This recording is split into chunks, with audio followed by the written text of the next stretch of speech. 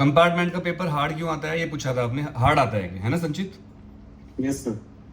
कितने बच्चों के मन में सवाल कभी ना कभी आया होगा, एक बार यस सर बोल दो बस। Yes sir. सब क्या आता है? Yes sir. सब क्या आता है? मुझे अगर मैं होता मेरे भी आता। अब देखो यस सर। कंपार्टमेंट का पेपर आप किसी टीचर से पूछोगे ना तो कहेगा हार्ड आता है, लेकिन मैं आपको बता रहा हूँ कंपार्टमेंट का पेपर हार्ड नहीं आता बल्कि इजी आता है। पर कंपार्टमेंट का पेपर हार्ड फील होता है, उसका रीजन 3।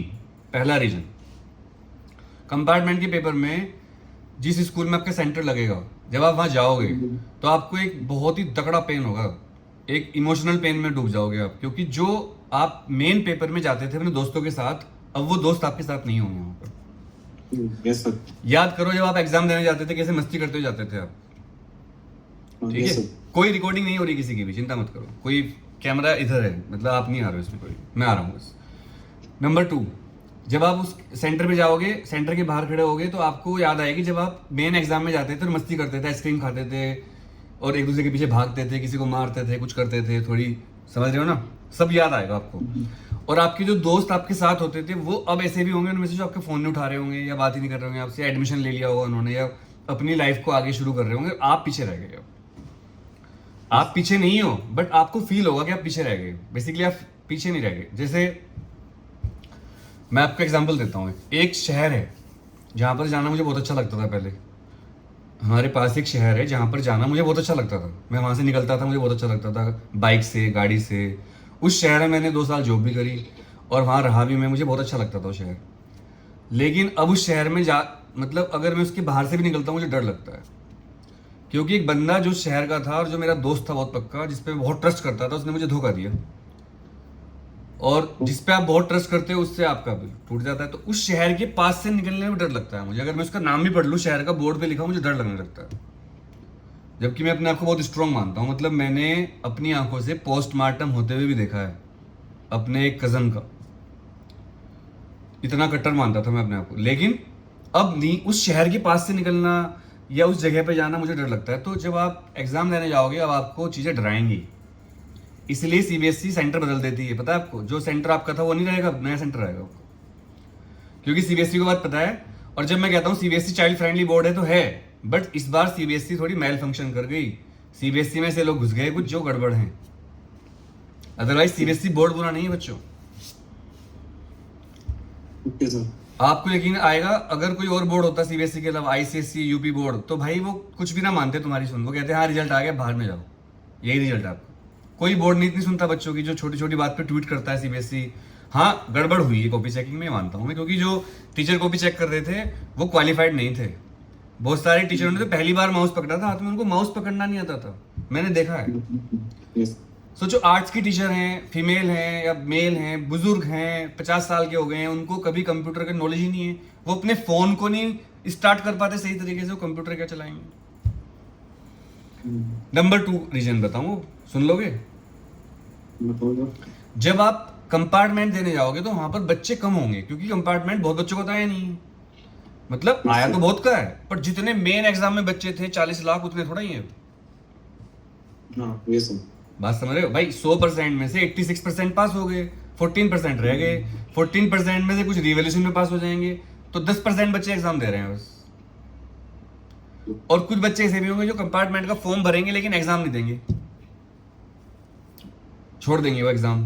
कोई एनएस में चला जाएगा, कोई कुछ और करेगा, कोई कॉमर्स ले लेगा, कोई आर्ट्स ले लेगा। किसी बच्चे की मार्कशीट में पास लिखा हुआ है क्योंकि एडिशनल सब्जेक्ट ले रखा था, मान लो फिजिक्स में तो फेल हो गया, आरटी आ गई। हम फेल वर्ड यूज नहीं करते क्योंकि फेल वर्ड मुझे अच्छा नहीं लगता बोलना, मुझे फेल वर्ड से ही नफरत है, मैं आपको बताऊं। तो हम आरटी आ गई बच्चे की, या उसकी बैक आ गई, बैक बोलते हैं, बैक आ गई फिजिक्स में, लेकिन मार्कशीट पे क्या लिखा हुआ? पास लिखा हुआ है। क्यों? एडिशनल सब्जेक्ट है। 12th में 5 सब्जेक्ट में पास होना होता है, एक सब्जेक्ट में बैक आ गई तो बच्चे ने छोड़ दिया फिजिक्स, अब बच्चे ने बीबीए में एडमिशन ले लिया। अब वो करेगा होटल मैनेजमेंट, एमबीए कर लेगा, फिर अपनी कंपनी खोल लेगा या कुछ भी कर लेगा। और मैं आपको बताऊं, एक ऐसी बात बताऊंगा आप सुन के हैरान रह जाओगे, मेरा एक्सपीरियंस है, जितने बच्चों की भी कंपार्टमेंट आती है ये बच्चे फ्यूचर में बहुत कामयाब बच्चे बनते हैं, ट्रस्ट मी। इवन कंपार्टमेंट आने वाले बच्चे ज्यादा पैसा कमाते हैं उन बच्चों से जिनकी कंपार्टमेंट नहीं आती। ये मैं आपको अपने अंदर की बात बता रहा हूँ आज। क्यों? आपको सही टाइम पे झटका लग गया। एक ब्रेकअप होना, एक दिल टूटना, ब्रेकअप मतलब वो वाला ब्रेकअप नहीं जो आपके वाला है, वो नहीं कह रहा हूं मैं, दिल टूटना, मेरे हिसाब से उस वाले ब्रेकअप से ज्यादा ब्रेकअप तकड़ा दर्द ये है आरटी। जब आप अपने पापा की शक्ल देखते होंगे बैठे हुए, मम्मी की शक्ल देखते होंगे, वो ब्रेकअप भी तकड़ा होता है। मैं वो नहीं कह रहा हूँ कि भी आप सोचो सर आप तो यार सर हमारे पेन को मान नहीं रहे हो सर, हम 20-20 ब्रेकअप झेल चुके, ऐसे नहीं भाई, वो भी है। ये वाला ब्रेकअप बहुत तगड़ा है, इसमें पेरेंट्स से फेस नहीं कर पाते हैं। मम्मी तो कहेंगे हाँ बेटा ठीक है चल, लेकिन पापा का जो पेन है ना, असल में जो लड़के होते हैं ना, लड़के खासकर बॉयज, ये अपने पापा से बहुत ज्यादा प्यार करते हैं, लेकिन ये शो नहीं करते उसको। अगर तुम किसी लड़के से कहोगे भाई अपने पापा को गले मिला ले, तो गले नहीं लग पाएगा पापा, लाइफ टाइम हो जाती है लड़कों को गले मिले हुए, लेकिन वो जान दे देगा पापा के लिए। एक सेकंड अगर गाली दे दी किसी ने, फोड़ देगा उसको, सिर फोड़ देगा वो। मैंने ऐसे लड़के देखे हैं जो कमजोर से हैं और अपने पापा के लिए तगड़े लड़के से भिड़ गए हो। बताओ ऐसा कोई बच्चा बैठा है जो पापा के लिए भिड़ेगा नहीं अपने? है कोई ऐसा? हाँ सर। मानते हो इस बात को? यस। तो भाई एक ये जो पेन होता है, जो दिल टूट जाता है ना, इससे हिम्मत टूट जाती है। अब सब हर कोई तो बेड़ा पार बैच में नहीं है। किसी को लगेगा ये तो फायदा उठा रहे हैं, 3,000 रुपये 2,500 रुपये, भाई उन्हें क्या पता यहाँ कितनी मेहनत चल रही है, उन्हें क्या पता कितना मोटिवेशन चल रहा है यहाँ पर। ऐसी काउंसलिंग के 1,000 रुपये लेते हैं डॉक्टर, जो मैं आपकी कर रहा हूँ इस टाइम। नोएडा में एक डॉक्टर संजीव त्यागी हैं, हमारे रिश्तेदार हैं, वो काउंसलर हैं बहुत बड़े, 25-26 हज़ार रुपये लेते हैं 10-15 मिनट की। आप दिल्ली के बड़े काउंसलर से मिलना, वो आपकी 1 महीने बाद तो डेट देंगे और आपसे 1,000 रुपये ले लेंगे वो। सोचो। और जो बातें मैं बोल रहा हूँ सब रिकॉर्ड कर रहा हूँ और सब डालूंगा उस पर यूट्यूब पे। सोचो कितना ऑथेंटिक बोल रहा हूँ इस टाइम में। नंबर 3 रीजन, जब टीचर कॉपी चेक करते हैं कंपार्टमेंट की, तो उनके मन में रहता है तो कंपार्टमेंट वाला बच्चा है। समझ रहे हो बात को? ये तो भैया बच्चा कंपार्टमेंट लेके आया हुआ है, तो कॉपी चेक करते थोड़े से नालायक हो जाते हैं। मैं नालायक वर्ड यूज कर रहा हूँ, माफ करिएगा टीचरों के लिए। मुझे थोड़ा टीचरों पे गुस्सा आ रहा है इस टाइम, अपने ही साथियों पर, जो बच्चों को 3-4 नंबर के लिए फेल कर देते हैं, इसलिए कि उनको ईगो सेटिस्फाई हो गया। अरे भाई 5 नंबर एक्स्ट्रा दे दो, 10 नंबर दे दो, बच्चे को पास कर दो यार, आगे तो उसको कंपटीशन देनी ही है। अगर वो सरकारी जॉब करेगा उसकी कंपटीशन देगा, प्राइवेट जाएगा वहां इंटरव्यू देगा, तुम क्यों फेल कर रहे हो उसको, मुझे समझ में नहीं आता। उसके बाद सीबीएसई ग्रेस मार्क्स देने में रोती रहती है। अरे पास करो, क्यों उनका एडमिशन रोक रखा है? वो बच्चे डिप्रेशन में जा रहे हैं, नीट दे रहे हैं ना, नीट में। अब देखो अगर एक बार कंपार्टमेंट आ गई, कहीं मन नहीं लगता फिर कोई मन नहीं लगता। अगर आपके पास प्ले स्टेशन, मेरा एक दोस्त है, मतलब 12th में दोस्त भी है, उसका कंपार्टमेंट आई है, कानपुर में रहता है, दोस्त बन गया मेरा, वो फ्री फायर खेलते हुए दोस्त बन गया, तकड़े वाला दोस्ती हो गई हमारी, 2 बार मिले हम दिल्ली में। अब उसके पास प्ले स्टेशन है, लेकिन उसकी हालत खराब, वो प्ले स्टेशन पड़ा हुआ है, देखता ही नहीं उसकी तरफ को। लड़कियां नहीं समझेंगी, लड़कों को पता है गेमिंग का मतलब क्या होता है। Yes sir. और लड़कों को पता है प्ले स्टेशन क्या चीज होता है।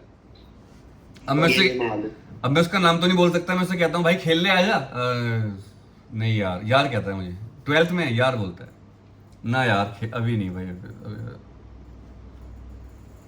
अब उसकी एक दोस्त है, समझ जाओ, वो फोन करती है, फोन ही नहीं उठाता, हालत खराब है। वो पास हो गई, वो रह गया। आईडी दूंगा एग्जाम होने के बाद, यूआईडी पूछ रहा है मेरी। जब तक 12th का बच्चा होता है उसको मैं आईडी नहीं देता, बस उसको दी मैंने एक लड़के को, उसको भी एक बात पे दे दी, उसकी ऐसी बात अच्छी लग गई। तो ये मामला है।